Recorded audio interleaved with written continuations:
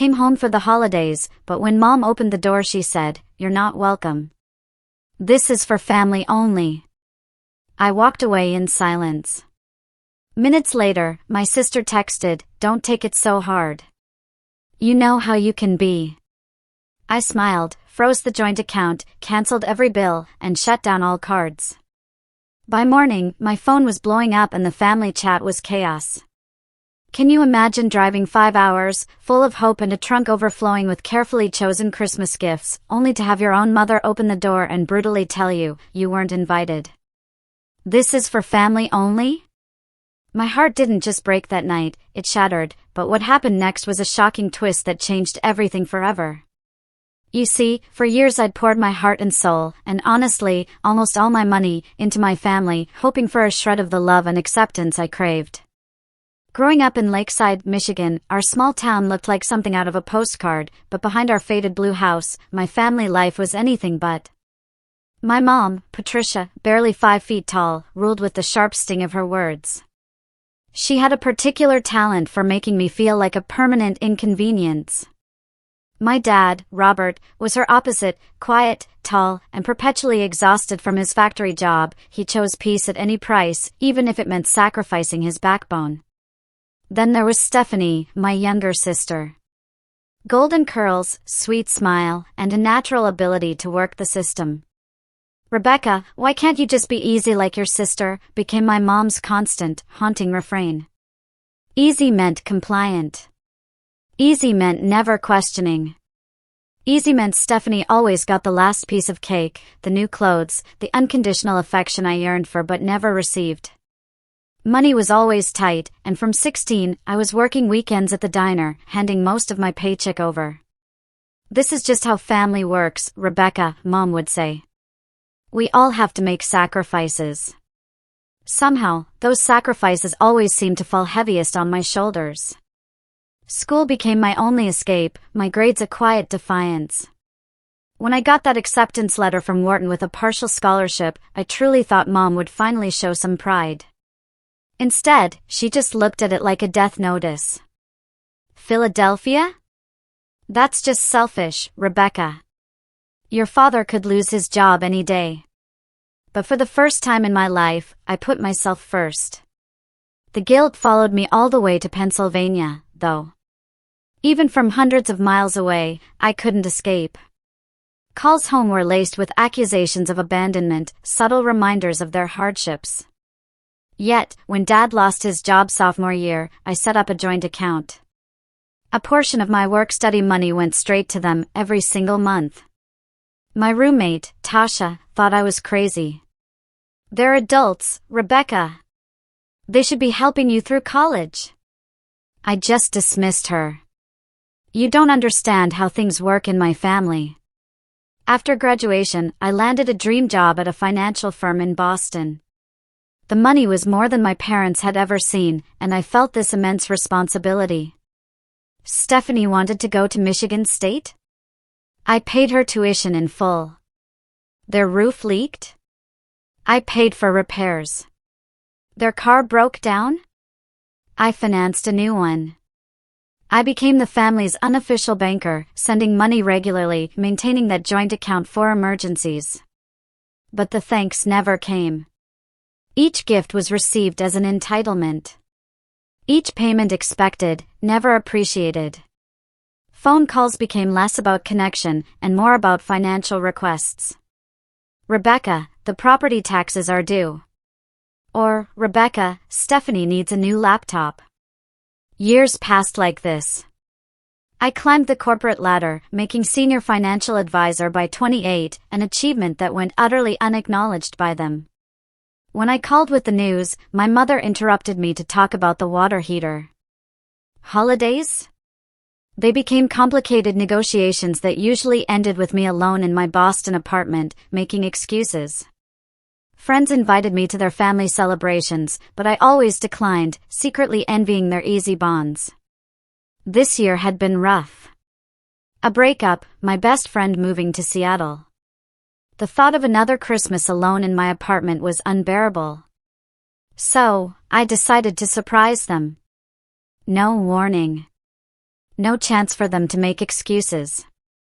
I bought expensive gifts, requested time off, and rented a car for the 5-hour drive. The whole way, I rehearsed tearful reconciliations, imagining hugs and the healing of old wounds. As I pulled onto our street, my heart lifted. Cars filled the driveway, lights twinkled, music and laughter spilled out. Finally, a full family Christmas. I grabbed the beautifully wrapped packages, a cashmere sweater for Mom, an engraved wallet for Dad, the designer handbag Stephanie had hinted at.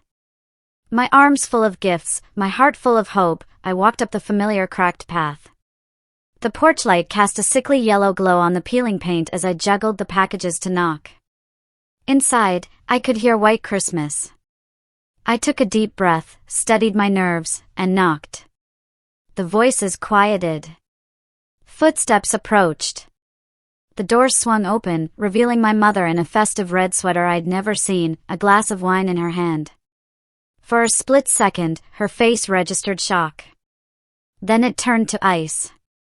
"Rebecca," she said, her voice flat. "What are you doing here?" Before I could answer, before I could even smile, she stepped forward, partially closing the door as if to shield the party inside from my presence. "You weren't invited," she whispered, harsh and low. "This is for family only." I stood frozen, the weight of those beautiful, unwanted gifts suddenly crushing in my arms. Over her shoulder, I saw my childhood Christmas tree, twinkling. Aunt Marjorie was there, laughing with Uncle Frank. My cousins Thomas and Eliza on the couch. And in the center of it all, my sister Stephanie, glittering, holding court. "Mom, The words caught in my throat. I wanted to scream that I was family. I wanted to ask why everyone else was welcome but me. I wanted to point out that I'd been paying for the electricity that powered those Christmas lights, the mortgage that kept that roof over their heads. But I said nothing. A last shred of dignity kept me silent. I just nodded once, turned around, and walked back to my car, my arms still full. Inside the rental car, I carefully placed the gifts on the passenger seat. I started the engine. Only then did the magnitude hit me. The tears came, silent, freezing on my cheeks. I made it 2 blocks before I had to pull over, my vision too blurred to drive. My phone chimed. "Stephanie. Don't take it personally. You know how you are. Know how I am." I stared at the message, reading it over and over. How was I the problem? The one who'd supported them for years? The one who paid for Stephanie's entire college education? The one who kept the lights on? Another text from Stephanie followed. Mom just didn't want any drama this year.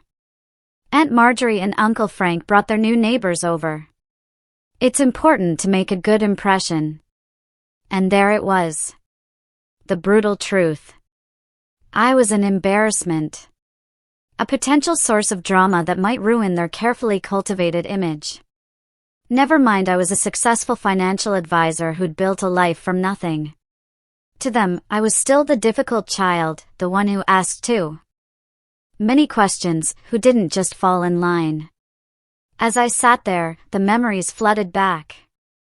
Thanksgiving, 6 years ago, Mom complaining my store-bought pumpkin pie wasn't good enough, while praising Stephanie's lumpy mashed potatoes. Christmas, 3 years back, seated at the far end of the table, despite flying in from Boston with expensive gifts. Last Easter, rushed off the phone because they were just sitting down to dinner with actual family who made the effort to be here. My phone pinged again. A banking notification, my Christmas bonus. Part of it already earmarked for the joint account I kept with my mother for family emergencies, $12,000, just sitting there, waiting to bail them out of their next self-made crisis. Something shifted inside me in that moment. The raw, gut-wrenching hurt crystallized into cold, clear resolve. The tears dried. I had been allowing this. Financing my own emotional abuse while desperately seeking approval that would never, ever come. I pulled up my navigation, searched for nearby hotels. Holiday Inn Express. Vacancies. I made a reservation, dried my eyes, and drove. Check-in was mercifully quick. Melody, the kind young woman at the front desk, must have seen my red eyes but was professional enough not to comment. "Will you be joining us for complimentary breakfast, Miss Mitchell?" she asked. "Yes," I replied, realizing I had no other plans for Christmas morning. In my room, I unpacked my laptop and spread my financial documents across the desk. For years, I'd kept meticulous records. Now, they'd serve a different purpose. I started typing. Joint account, $12,000. Utilities, $327 average. Credit cards, primary holder, they were authorized users, $4,200 in charges. Car insurance for Stephanie and Dad, $189 monthly. The numbers told a story of financial dependency that had gone on for far too long. As I worked, a strange calm settled over me. This wasn't about revenge. It was about boundaries that should have been set years ago. It was about self-respect. It was about finally acknowledging that I could not buy the love and acceptance I craved from people unwilling to give it freely. I opened my banking app and froze the joint account. I logged into the utility websites, canceled automatic payments, and made sure to notify them I was no longer responsible. I called the credit card companies and suspended the authorized user cards. One by one, I dismantled the financial support system I had built around my family. My fingers moved efficiently, severing each connection. There was no pleasure in it, no vindictive satisfaction, just a quiet, steel-edged determination.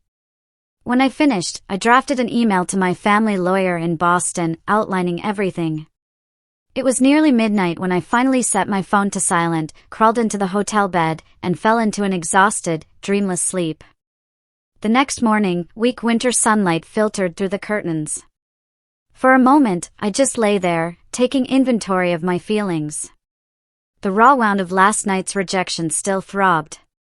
But alongside it was something new, something that felt strangely like peace. I had finally taken action. And regardless of what happened next, I knew I had made the right decision. I reached for my phone, bracing myself. The screen lit up, 37 missed calls, 24 voicemails, 49 text messages. I set the phone aside. First, coffee. I needed a clear head to process the fallout.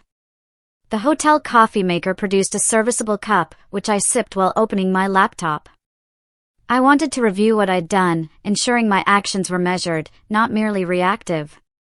The frozen joint account held $12,347.82, money I'd deposited for emergencies. In practice, these emergencies included Stephanie's spring break trip, Mom's kitchen renovation, Dad's fishing equipment. Not once had they consulted me, not once had any money been replaced. The utilities I'd been paying, electricity, water, internet, cell phone, totaled $487 a month for services I didn't even use, but had been covering for over 3 years. I'd canceled them all. Then the credit cards. I'd added them as authorized users years ago, hoping to help them build credit. Instead, they'd used them for restaurants, clothing, concert tickets, luxuries. The current balances totaled $4,582.17. Charges I would pay off one final time. Car insurance for Dad and Stephanie had been under my policy for years, saving them hundreds. I'd removed them, effective immediately. As I reviewed these entanglements, I created a comprehensive spreadsheet, documenting every dollar I'd contributed over the past decade. The total was staggering, $87,342.19. Not including gifts, flights home, or small, untracked expenses. Looking at that number, I felt a complex mixture of emotions, shock, anger, and underneath it all, a deep sadness that my financial contributions had never translated into the emotional connection I'd been seeking. But today wasn't about regret. It was about reclaiming my financial and emotional independence. I picked up my phone and began listening to the voicemails, starting with last night. "Rebecca, what the hell? The cards aren't working. Call me immediately." My mother's voice, sharp with irritation, not concern.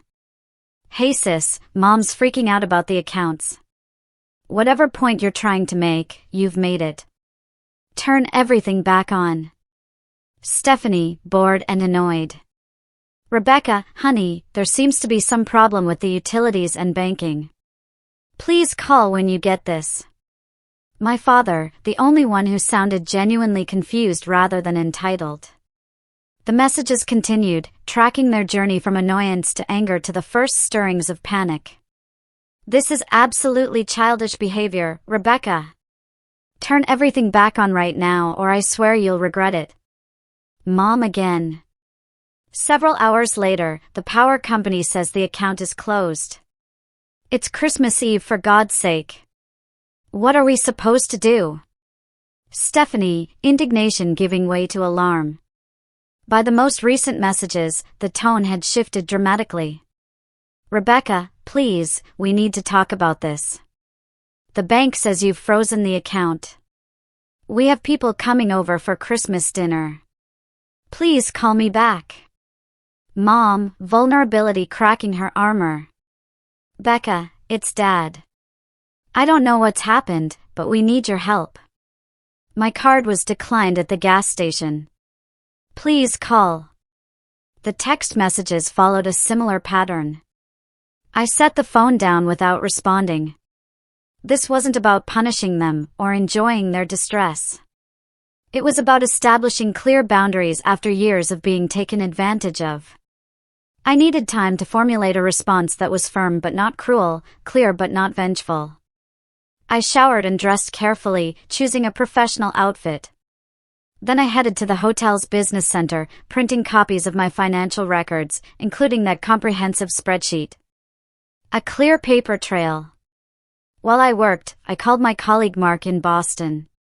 You did the right thing, he assured me. They've been taking advantage of you for years.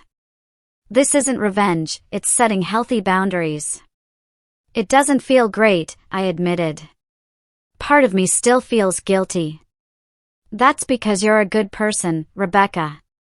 But sometimes being a good person means saying no to people who consistently treat you poorly, even if they're family. His words strengthened my resolve. This wasn't about becoming cold. It was about requiring mutual respect. My phone rang again. Aunt Marjorie. Rebecca. Thank goodness you picked up. What in the world is happening over here? Your mother is beside herself. I took a deep breath. It's a long story, Aunt Marjorie. The short version is, I've been financially supporting the family for years while being treated like an unwelcome outsider. Last night made it clear where I stand, so I've stopped the financial support. A long pause. I had no idea, she finally said, her voice quiet. The way your mother talked, I thought you had abandoned the family years ago. She said you never sent money home, that you were too busy with your fancy Boston life to care about any of us. Her words struck me like a physical blow. Not only had my family been taking my money, but they'd been lying about it to everyone else. I had been cast as the villain in their narrative while they quietly cashed my checks. That's not true, I said, my voice steady despite the fresh hurt. I've been supporting them financially since college. I paid for Stephanie's entire education. I've covered the mortgage, utilities, everything. I have records of all of it. Oh, Rebecca, her dismay was genuine. I had no idea. None of us did. They're at the house now? Yes, everyone's here. It's chaos. The power company called and said service would be disconnected this afternoon. Your mother can't access the bank account. Your father just got back from the gas station where his card was declined. And Stephanie keeps saying, you're just having one of your episodes. I closed my eyes, centering myself. Aunt Marjorie, would you tell them I'm willing to meet and discuss this? There's a conference room here at the Holiday Inn. I'll book it for noon. You're at the Holiday Inn, not far from the house? Yes, I came home for Christmas. I brought gifts. My voice cut slightly. Oh, honey. Her voice softened with genuine compassion. I'll tell them. Noon at the Holiday Inn. I went to the front desk. Melody was there, coming to the end of her shift. We have the cedar room available. It seats up to 12. Will that be sufficient? More than enough, I replied. It's a family meeting. Her eyes flickered with understanding. Holiday family drama. I smiled ruefully. Something like that. The room is yours from 11:30 to 2:30. Coffee service? Yes, please. And water. As I walked back to my room, preparing for the confrontation, I felt strangely calm. For the first time in my adult life, I was taking control of the narrative. Whatever happened next, I would no longer be the family ATM, silently funding my own exclusion. By 11:45, I was settled in the cedar room, my documents neatly arranged. I'd chosen a seat at the head of the table, a deliberate position of authority. My phone buzzed with messages. Mom vacillating between threats, if you don't fix this right now, don't bother coming back to this house ever again, and appeals, Rebecca. Please, we're your family. Families help each other. Stephanie's were more direct, way to ruin Christmas for everyone. This is exactly why Mom didn't want you here. The power company says they're shutting us off at 3 p.m. Please, Rebecca. My father, characteristically, sent only one, I don't understand what's happening, but I know you have your reasons. I'm listening when you're ready to talk. At 11:55, the door opened. Aunt Marjorie entered alone, her face drawn, but offering a tentative smile. They're on their way, she said, taking a seat beside me. Rebecca, I just want you to know, whatever happens next, I'm here to listen. I feel terrible about last night. It's not your fault, I assured her. You didn't know because they didn't want you to know, just like they didn't want anyone to know about my financial support. She squeezed my hand. I always thought it was strange how they talked about you. It never matched the sweet, responsible girl I remembered. Before I could respond, the door burst open. My mother stormed in, followed by my father, Stephanie, and to my surprise, Uncle Frank. Mom's face was flushed with anger, her hair disheveled. What do you think you're doing? She demanded, remaining standing. Freezing accounts, canceling utilities on Christmas? Have you completely lost your mind? I looked at her calmly. Please sit down, Mom. I'm willing to discuss this rationally. Rationally? There's nothing rational about cutting off your family's electricity at Christmas. People are coming for dinner in 4 hours. My father placed a gentle hand on her arm. Patricia, please. Let's hear what Rebecca has to say. She shook off his hand but grudgingly sat, glaring at me. Stephanie sat beside her, arms crossed. Uncle Frank looked deeply uncomfortable. Thank you for coming, I began, my voice steady and professional, the same tone I used with clients. I want to start by clarifying my actions. I have frozen a joint account that contains money I earned and deposited. I have cancelled automatic payments for utilities that I have been covering for years. And I have suspended credit cards where I am the primary account holder and all of you are authorized users. I have not taken anything that belongs to you. I have simply stopped giving. Those cards are ours. Stephanie interjected. You can't just cut them off without warning. Actually, I can. They're my accounts. You are authorized users, which means you use them with my permission. Permission I have now revoked. This is ridiculous. Mom scoffed. Is this all because I didn't let you crash our Christmas gathering? You're acting like a spoiled child. I opened the folder and removed the spreadsheet, sliding copies across the table to each of them. This is a record of my financial contributions to this family over the past 10 years. The total at the bottom is $87,342.19. That doesn't include gifts, flights home, or various smaller expenses I didn't track. It represents mortgage payments when you were behind, utility bills I've covered continuously for 3 years, the full cost of Stephanie's education at Michigan State, car repairs, medical bills, and countless other expenses.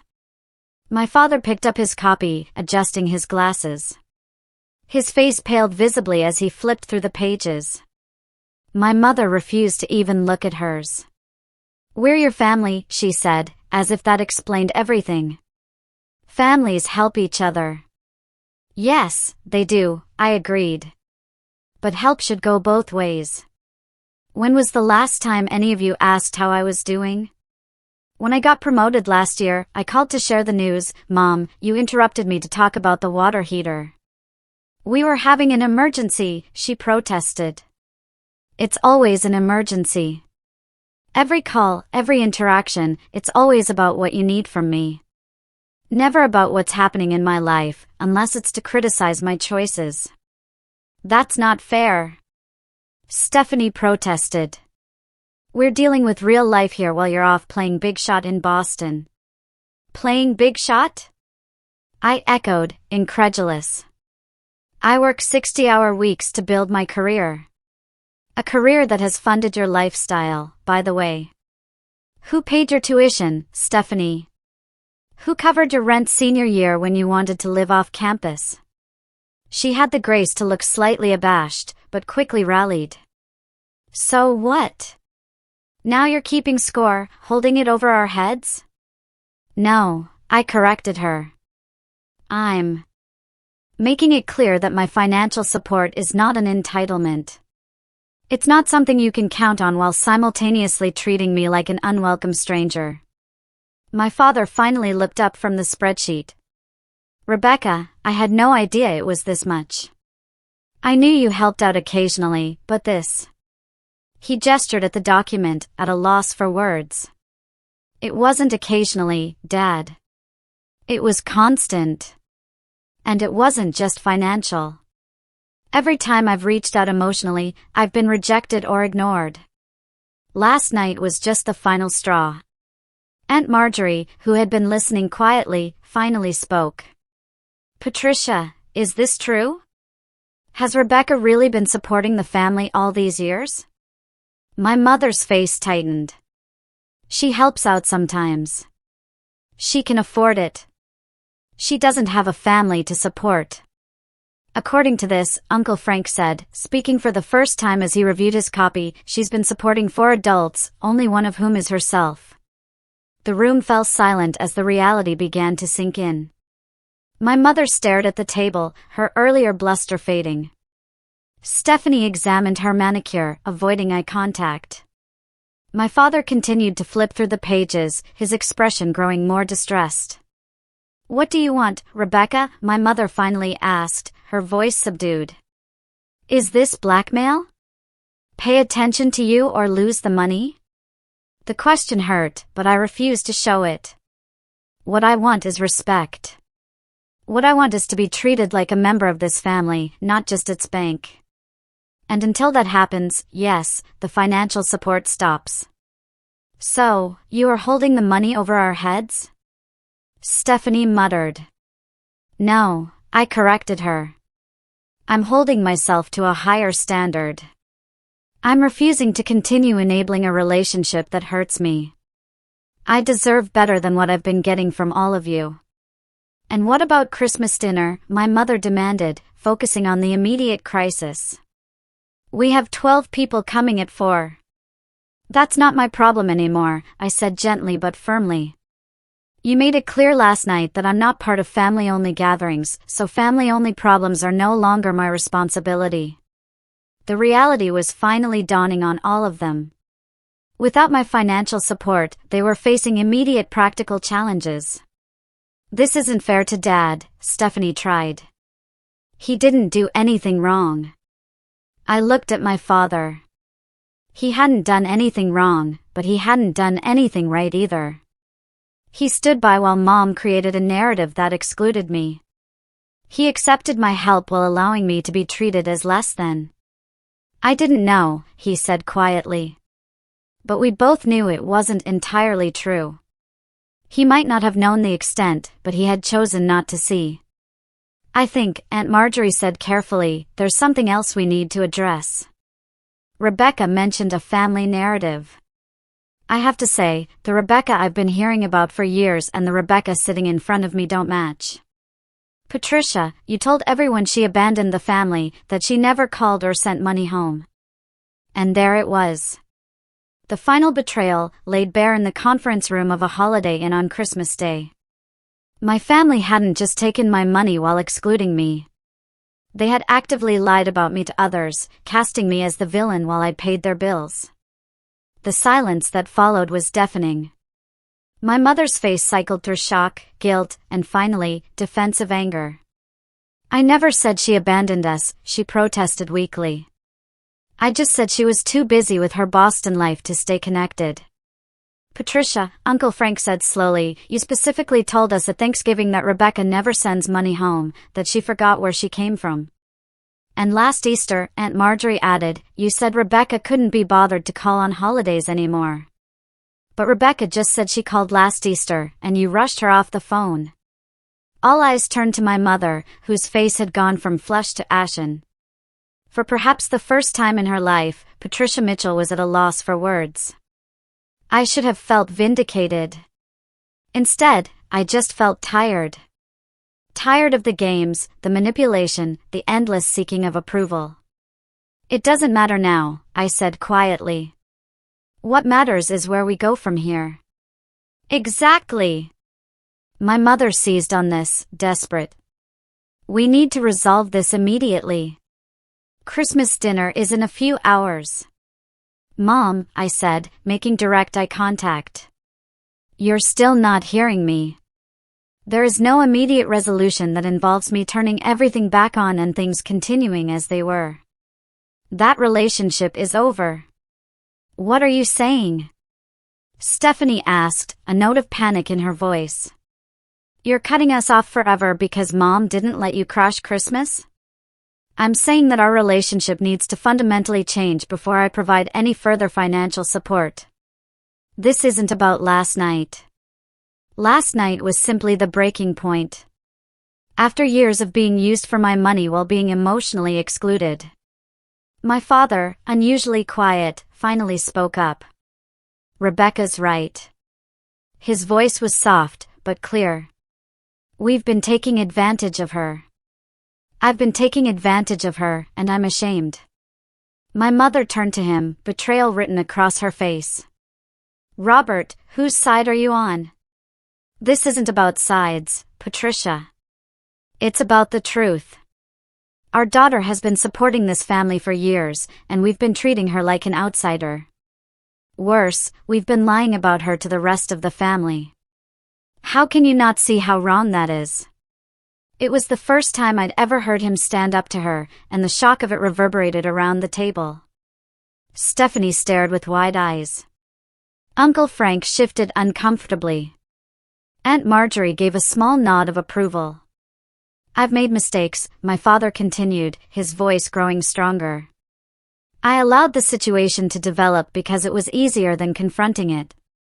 I accepted financial help without acknowledging it because acknowledging it meant admitting I wasn't providing for my family the way I should have been. My pride and my weakness have hurt my daughter, and I'm deeply sorry for that. Tears pricked at my eyes, but I blinked them back. This moment of honesty from my father was precious, but years of experience had taught me to be cautious about hope. So what now? Stephanie asked. Are we just supposed to lose our electricity and miss our mortgage payment because Mom was rude to you? No, I said firmly. You're supposed to take responsibility for your own finances, like the adults you are. Mom is 56. Dad is 58. You're 26 with a college degree I paid for. There is no reason why all of you can't support yourselves. In the middle of winter, right after Christmas, my mother protested. I'm not suggesting you figure everything out today. I'll make a one-time payment to keep the utilities on through January. I'll cover next month's mortgage payment. That gives you 30 days to make new arrangements. And after that, my mother pressed. After that, financial support will be tied to rebuilding our relationship on healthier terms. I'm willing to help in true emergencies if I'm treated with respect and included as a genuine member of this family. Not just when you need money, but all the time. This feels like blackmail, Stephanie muttered. Aunt Marjorie had apparently heard enough. Stephanie Jean Mitchell, that is enough. Your sister has been supporting this entire family while being shut out and lied about. She has every right to set boundaries. Frankly, if I were in her position, I would have cut you all off years ago without any conditions for future support. Stephanie looked abashed under our aunt's stern gaze. I agree with Marjorie, Uncle Frank said. Rebecca is being more than fair here. My mother, seeing the tide turn, shifted tactics. Of course, we want you in our lives, Rebecca. You're my daughter. I love you. If there's been any misunderstanding about that, I'm sorry. Now, can we please resolve the immediate crisis? We have guests coming. The insincerity was palpable. This wasn't remorse, it was damage control. I'll call the utility companies today, I said, refusing to be manipulated. The accounts will be transferred to your name, with the next 30 days paid in full. That should get you through Christmas dinner and give you time to make arrangements. And the joint account, my mother asked. Remains frozen for now. I'll release funds for the January mortgage payment directly to the bank. What about the credit cards? Stephanie asked. I'll pay the current balances, but the cards remain cancelled. You'll need to apply for your own. The reality of their new financial situation was sinking in. For years, they'd lived beyond their means with my support, creating a false sense of security. Now, they'd need to adjust.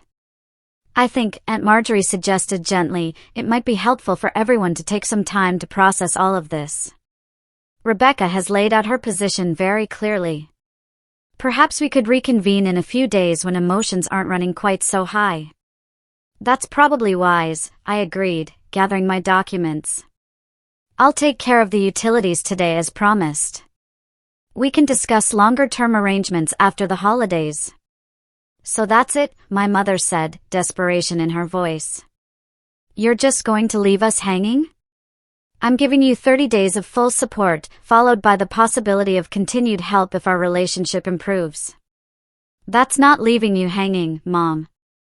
It's offering you a path forward that respects both your needs and mine. As I stood to leave, my father rose as well. Rebecca, could I speak with you privately for a moment? I nodded, and we stepped into the hallway. For a long moment, he just looked at me, his eyes filled with a sadness I hadn't seen before. I failed you, he said finally, his voice rough. A father is supposed to protect his children, not become their burden. I'm so sorry. The simple sincerity in his words reached something deep inside me, a place where the little girl who had adored her daddy still lived. I never saw you as a burden, Dad. But I was. I am. And worse, I didn't protect you from your mother, from the way she treated you. I told myself it wasn't that bad, that all mothers and daughters have difficult relationships. But I knew, deep down, I knew it wasn't right. Why didn't you ever say anything? He sighed heavily. Cowardice, plain and simple.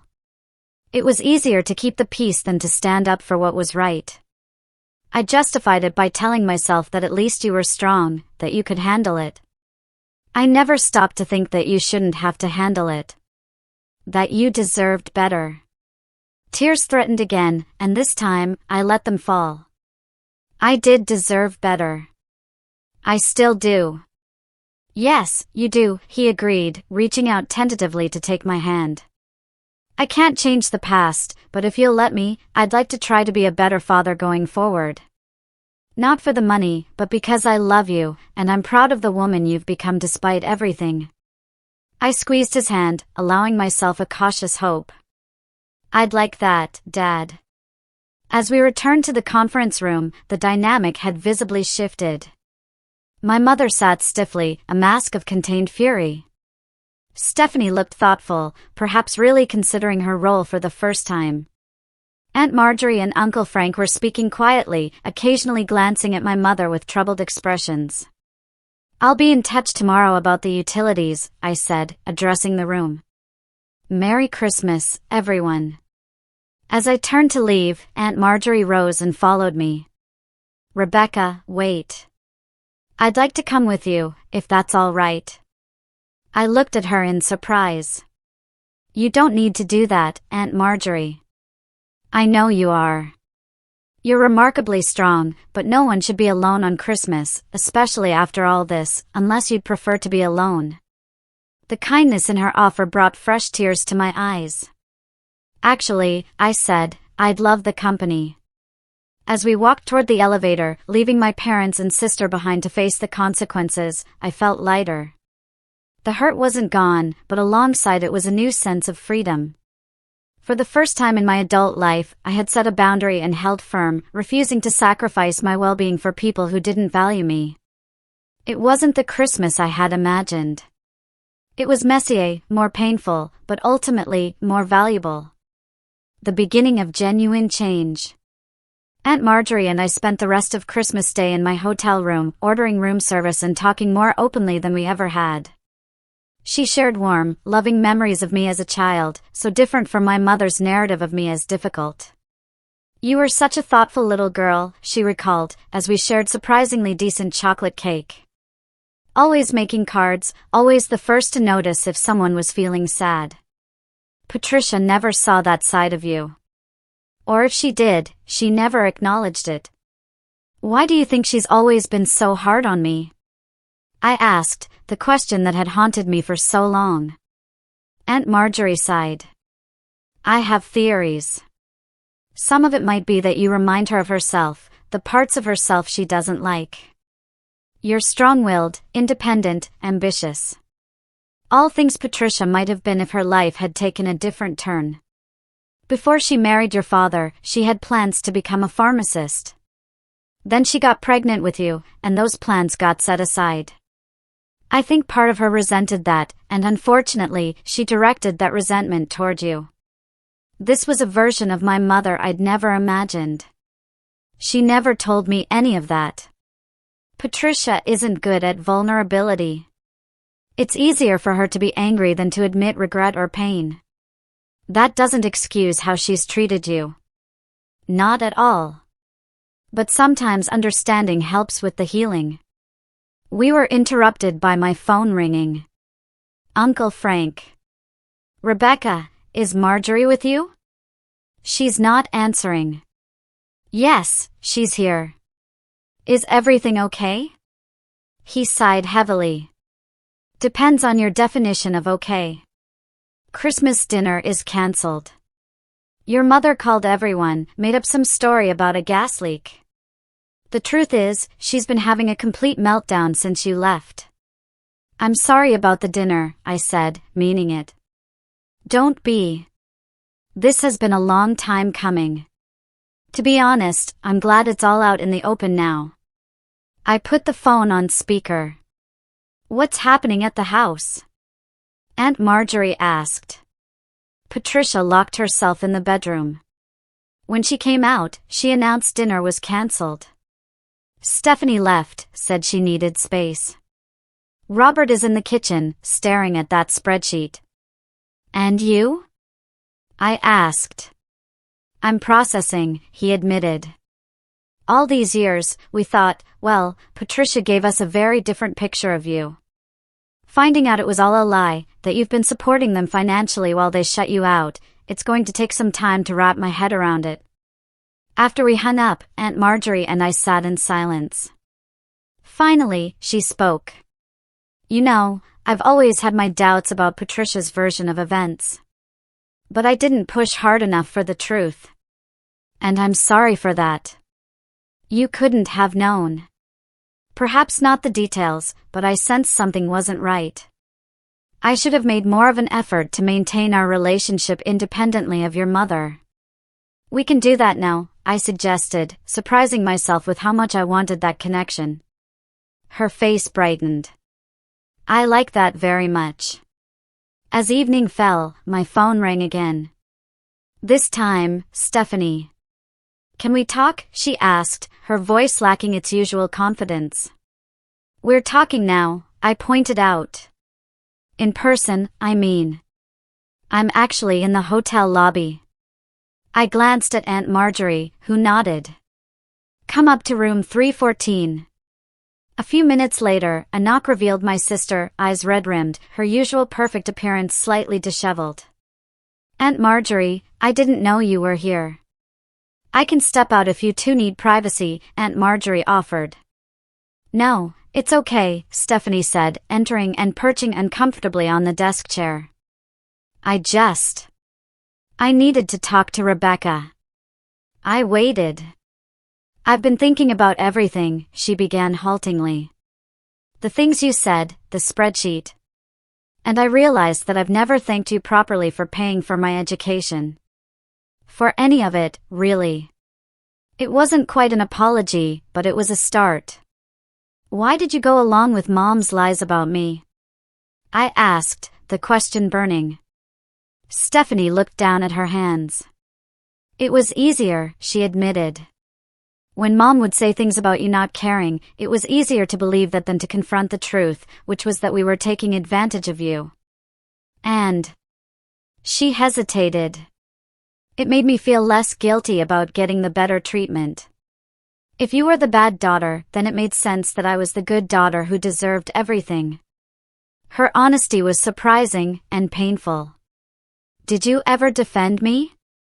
I asked. Tears welled in her eyes. No, she whispered. I never did, and I'm sorry for that, Rebecca. I really am. The apology felt genuine, but I wasn't ready to simply forgive and move forward. I appreciate you saying that, Stephanie.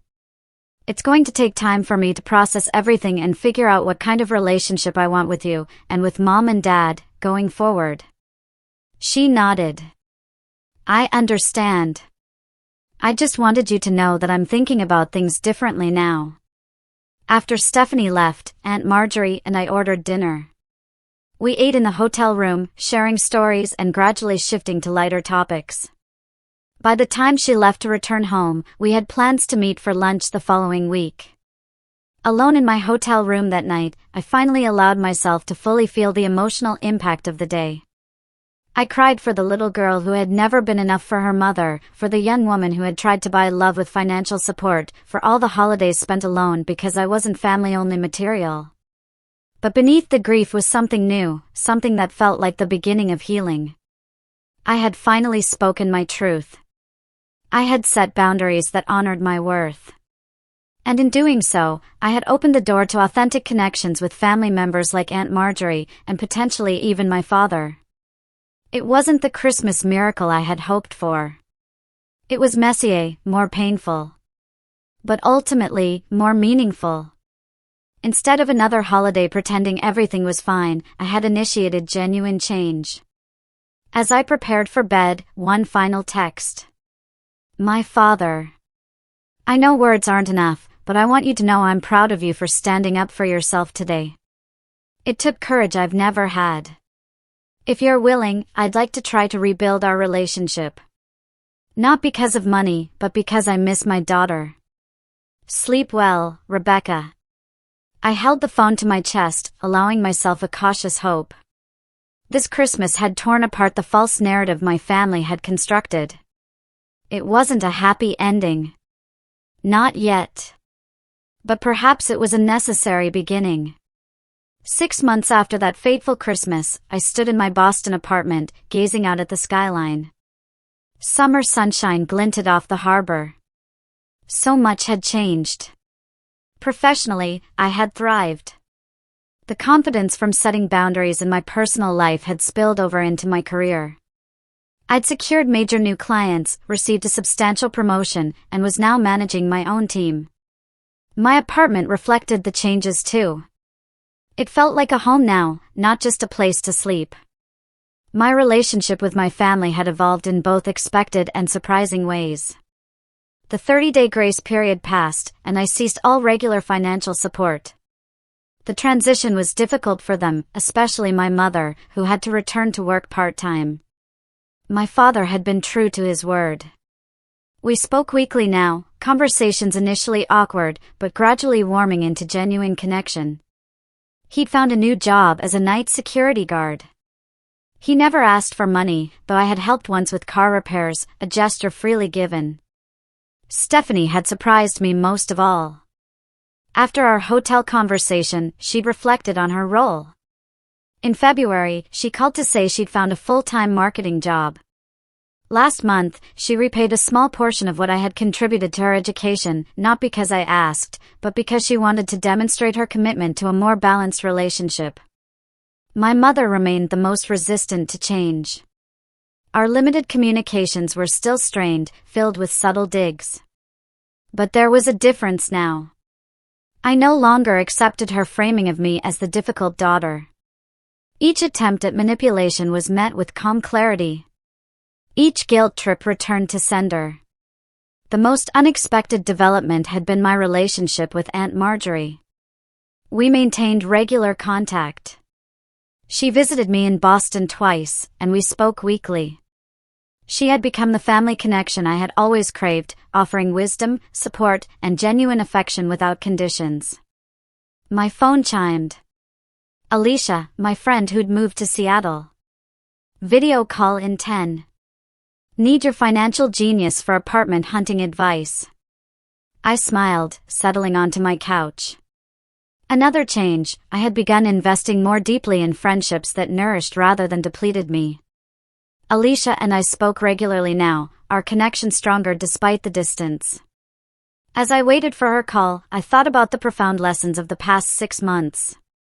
I had learned that boundaries aren't selfish, but essential for healthy relationships.